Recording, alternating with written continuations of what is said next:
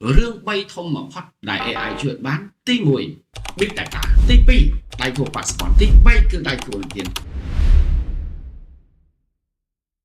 លោកគ្រូតើ AI អាចយកមកទៅសេផែនការអាជីវកម្មបានទេ បានប៉ុន្តែ AI បច្ចុប្បន្នភាពនេះវាជួយយើងបានត្រឹមតែមេតិកាតែប៉ុណ្ណោះហើយខ្លឹមសារដែលផ្ដល់ឲ្យយើងហ្នឹងគឺដកស្រង់ចេញពីពិភពនានាដែលគេបានយកទៅផុសនៅក្នុង website នានាក៏ប៉ុន្តែក្នុងនាមយើងជាសហគ្រិនជាអ្នករកស៊ីប្រយ័ត្នមែនតើទីមួយចាញ់បោកគេនៅក្នុងការដែលគេលក់ផែនការអាជីវកម្មទៅលើអនឡាញពួកគេយក AI ធ្វើទី2ប្រយ័ត្នខ្លួនឯងដើរចូល AI ដោយការប្រើផែនការអាជីវកម្មដោយអត់មានការវាស់ស្ទង់មិនបានគេហៅថាយក AI មកប្រើបាន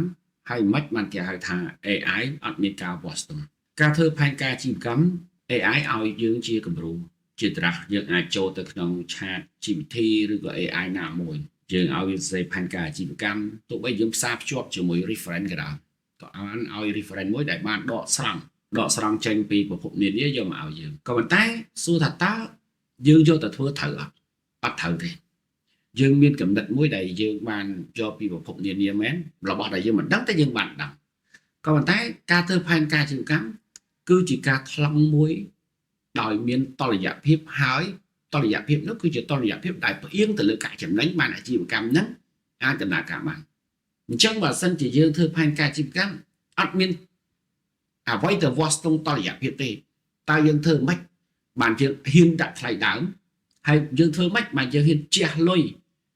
នៅក្នុងភាគរយណាមួយដែលយើងអាចកំណត់បានថាដាក់ភាគរយប៉ុណ្ណេះធ្វើ marketing វាមិនប៉ះពាល់មួយថ្លៃដើមព្រោះ marketing ចាយលុយខ្លាំងណា operation ផ្សេងឬក៏ថា supply ដែលយើងដាក់ចូលនៅក្នុង stock ឬក៏យើង order ផលិតផលសេវាកម្ម HR ណាគឺយើងមានការវាស់ស្ទង់ដាច់ប៉ាត់តែចំពោះការលេង marketing មួយគឺរកកន្លែងវាស់ស្ទង់គឺយើង challenge ជាមួយនឹងដៃគូយើងរហូតដើម្បីយក engagement យកការចាប់អារម្មណ៍យកចំនួនអតិថិជនអញ្ចឹង marketing រឹតតែវាស់ស្ទង់ឡើងបានទៀតអញ្ចឹងតើវាខុសនៅកន្លែងណាបើសិនជាយើងយក AI ធ្វើ business plan គឺ AI អត់អាចជួយរឿងមួយបានតាំងពីដើមមក AI ឲ្យគំរូ1 2 3 4 5បាទតាំងពី introduction រហូតដល់ conclusion ឲ្យមកក៏ប៉ុន្តែពីដើមមកគឺ AI អត់អាចឲ្យពីដើមមកគឺគេហៅថា data ឬក៏ big data big data នៅក្នុង business គឺមានន័យថាគឺជាបណ្ដុំអតិថិជនគោលដៅដែលប្រើត្រូវជាមួយនឹង company និង product តែម្ដងផលិតផលនិងក្រុមហ៊ុនតែម្ដងអញ្ចឹងតើ AI មួយណាដែលអាចឲ្យ data big data បានមិនអាចទេពីព្រោះ big data គឺជា privacy ខ្លាំងបំផុតរបស់ប្រទេសជាតិឬក៏ privacy របស់បុគ្គលតែម្ដងអញ្ចឹងអ្នករកស៊ីចាញ់ឈ្នះគ្នាគឺរឿង data ហ្នឹងហើយពីព្រោះវាជារបស់មួយដែលសម្ងាត់ខ្លាំងអញ្ចឹងអ្នករកស៊ីត្រូវមានថលមួយទេពកោសល្យមួយហើយ team មួយដែលប៉ាន់មែនតើខ្លាំងមែនតើគឺទៅយក data សិនពេលដែលយើងយក data មកហើយយើងអាចប្រើ AI ជួយបានមែននៅកន្លែងហ្នឹងគឺយើងយក data មកយើងយក data មកយក data ឆាប់ឲ្យត្រូវនឹងផលិតផលរបស់យើងឬក៏ក្រុមហ៊ុនរបស់យើងអញ្ចឹងពេលដែលយើងយកផលិតផលក្រុមហ៊ុនហ្នឹងមកហើយគឺយើងយកហៅថា feasibility study ទៅលើ data ហ្នឹងទៀតបើពាក្យខ្មែរគេហៅថាសមត្ថលទ្ធភាពសិក្សាទៅលើហ្នឹងដើម្បីរក gap ឲ្យឃើញវងកញ្ចក់ឲ្យឃើញនៃប្រាក់ចំណេញអញ្ចឹងពេលដែលគេយក real data មកហើយគេឆាប់មកហើយបានគេលក់សាររបស់គេហៅថា pilot ដើម្បីឲ្យមាន reference មួយថាតើអាយុប៉ុណ្ណេះតែគេប្រើផលិតផលមិនបន្ទាប់មកហើយបានគេសម្រេចថាគេរត់ច្បាប់ក្រុមហ៊ុនមែនទេត្រាអញ្ចឹងកន្លែងនេះការរកស៊ីខ្មែរយើងហ្នឹងរត់ច្បាប់ក្រុមហ៊ុនមកមិនទាន់ទាំង pilot មិនទាន់ទាំងមាន big data ផងយើងអាហ្នឹងឯងដែលខ្ញុំច្រើននិយាយថាកូនកើតមុនអើអញ្ចឹងកន្លែងនេះខ្ញុំតចូលបន្តិចអញ្ចឹងងាកមកត្រឡប់មកវិញថាបើសិនជាយើងរត់ច្បាប់ក្រុមហ៊ុននៅកន្លែងនេះបន្ទាប់ពី pilot ហើយនេះបានគេចាប់ដើមធ្វើអីធម្មតានៅពេលដែលយើងរត់ច្បាប់ក្រុមហ៊ុនច្បាប់អាជីវកម្មមិនថាតែយើងបំពេញលក្ខខណ្ឌនៅក្នុងការបំពេញផ្លូវច្បាប់ឯខ្ញុំខ្លាចថារឿងផ្លោះឲ្យលុយគេ1000 2000ទៅជា CEO ទេតែបើសិនទៅតាមដំណាក់កាលនៃការធ្វើផែនការអាជីវកម្មការ apply សុំច្បាប់អាជីវកម្មប្រកបណាស់គឺកន្លែងនេះគឺធ្វើ business plan ឲ្យគេហើយបើសិនជាយើងចង់គៀងគរគ្នាយើងដើម្បីចូលរួមហ៊ុនឲ្យទៅជាសហសពនិក ហើយរៀងស្រាលបន្តិចបន្ទុករបស់យើងក៏យើងត្រូវធ្វើផែនការអាជីវកម្មមួយដោយឲ្យគ្នាយើងមើលថាតើចំណុចខាតនៅកន្លែងណាអញ្ចឹងកន្លែងនោះដល់កន្លែងហ្នឹងថាតើកន្លែងហ្នឹងវាធ្លាយចេញមកពីកន្លែងណាធ្លាយចេញមកពីដើមបើសិនជាអត់អានោះទេធ្វើអានេះវាស់ស្ទង់មិនត្រូវបាទវាស់ស្ទង់អត់ត្រូវទេយើងទ្រុលតាម AI មកបាទល្អមើលគាត់និកាយឡើងទោះបីជាយើងយកអាហ្នឹងឆាប់ហើយយកទៅសួរវាតទៀតឆាប់ហើយទៅសួរតទៀតតាមព្រមសេដេញទោះបីថា AI ធម្មតាថែមឲ្យ AI Pro បងលុយទៀតក៏វាអត់អាចអន្តរាយបានដែរពីព្រោះវាបាត់ data បាត់ហើយមើលទៅល្អមើលដូចចម្រៀងមួយដែលយើងគិតថាច្រៀងទៅវាពិរោះស្ដាប់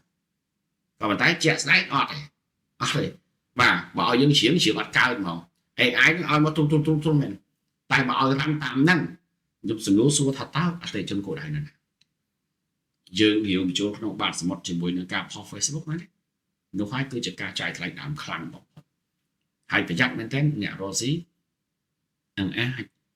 ក្រុមការងាររបស់ខ្លួនឯងយក AI មកឲ្យខ្លួនឯងមើលបាទ AI ខ្លួនឯងមើលដល់ពេលឃើញឯងថាកូនចាយលើខ្លាំងខ្លាំងកាអាព្រូលុយចេញទីបំផុតអាលុយក៏ចេញទៅតាមក្រុមការងារក៏ធ្វើដែលអត់មានការស្ថិតិវាស់ស្ទង់ច្បាស់លាស់កំណត់ថ្លៃទីផ្សារអត់បានថ្លៃដើមកើនឡើងជំពាក់បំណុលវ៉ាន់ក៏ប៉ុន្តែអារឿងការធ្វើហ្នឹងក៏អត់ទាន់ចប់ទេថាតើការធ្វើ business ពេញលេញមួយ AI អត់អាចជួយរឿងពីរទៀតសំខាន់បំផុតគឺទី1ដៃគូឧបសម្ព័ន្ធដៃគូឧបសម្ព័ន្ធដៃគូហ្នឹងគឺមិនមែន AI ជួយបានទេដៃគូឧបសម្ព័ន្ធកើតឡើងពី potential របស់សហគមន៍មានសក្តានុពលរបស់អ្នករស់នេះនៅក្នុងការចរចាទំនាក់ទំនងដែលជាសសរស្តម្ភជួយជ្រោមជ្រែងក្រុមហ៊ុនហ្នឹងជាបុគ្គលមនុស្សតែម្ដងបាទជាបុគ្គលមនុស្សឬក៏ជាស្ថាប័នគេប្រើពាក្យ B2B នោះហើយគេហៅថាដៃគូឧបសម្ព័ន្ធដៃគូឧបសម្ព័ន្ធគេបានធ្វើឲ្យថ្លៃដើមធ្លាក់ចុះហើយគេបានកើតទៅជាក្រុមមួយឬគេអាចជ្រកនៅក្រុមមហាជនទទួលក៏ត្រូវមានកម្រិតនៃច្បាប់អាជីវកម្ម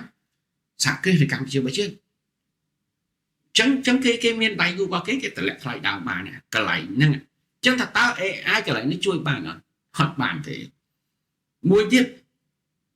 ទី3គឺដៃគូជួយបានទេគឺដៃគូអន្តរជាតិ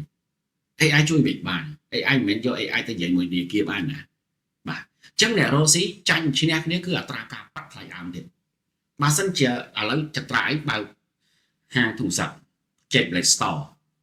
ណាតែបច្ចុប្បន្ននេះបាទចត្រាឯងគឺជាសហគ្រិនមួយដែលនាំទូរស័ព្ទមកហើយនៅក្នុង Tablet Store តែបើសិនជាមាន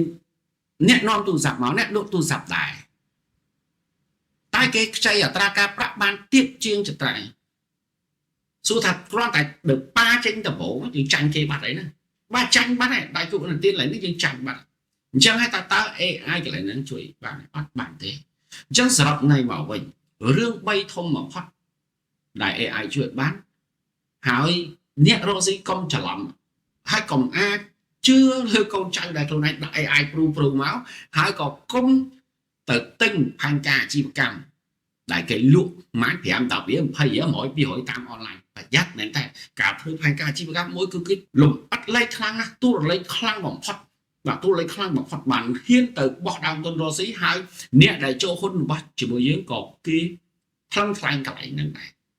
អញ្ចឹងរឿង3ដែលខ្ញុំនិយាយពីដើមមកគឺទី1 Big Data ទី2គឺដៃគូឧបសម្ព័ន្ធទី3គឺដៃគូអន្តរជាតិហើយដូចចត្រាដឹងស្រាប់ហេតុអីបានជា Black Store ដែលចត្រាកំពុងតែនេះកំពុងតែលក់ទូរស័ព្ទហេតុអីបានខ្លាំងម៉េចហេតុអីបានកែហេតុអីបានអាចលើឈរជើងបានម្ដងសម្រាប់ឆ្លងគ្រប់សម័យកាលមិនថា COVID មិនថាសម័យកាលណា